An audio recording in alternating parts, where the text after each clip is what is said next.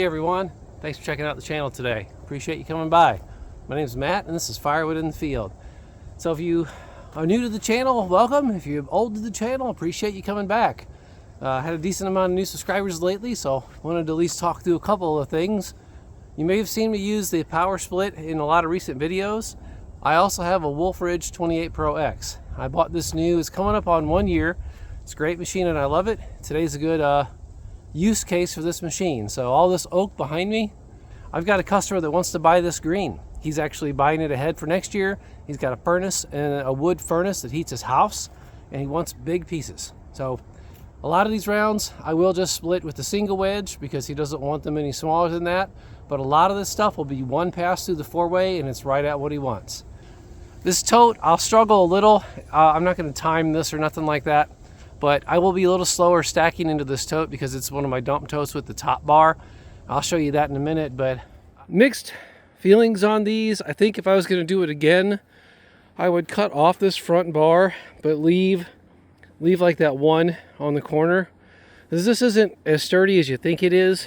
I cut the front out because I know this is a tote I'm going to dump into my dump truck, so I can chain this to the tractor forks. But I'm probably going to do something different for my dump totes. That top bar is a pain in the you-know-what when you're putting wood in. You either got to go under it or throw over, and it's just, and then you scratch yourself getting out, so it's just, it slows things down. It's kind of in the way, but it's what I have for now. I think I cut up 4 or 5 of them, and I'm going to use what I got. The wood, I've got a few bigger pieces brought out here. Most of the rest of it I can grab by hand. That's why I positioned the splitter like I did, so I can stand between the splitter and the wood and just grab pieces and put them back. Today, I hope the wind stays down. It's kind of ebbed and flowed. It's 19 degrees out right now in the wood yard. As long as there's no wind, it's not too bad. We had some sun shining earlier, and I've actually was getting kind of warm with this jacket, so I may have to peel the jacket off as we go. But that's enough talking. Let's get the machine fired up and let's get going.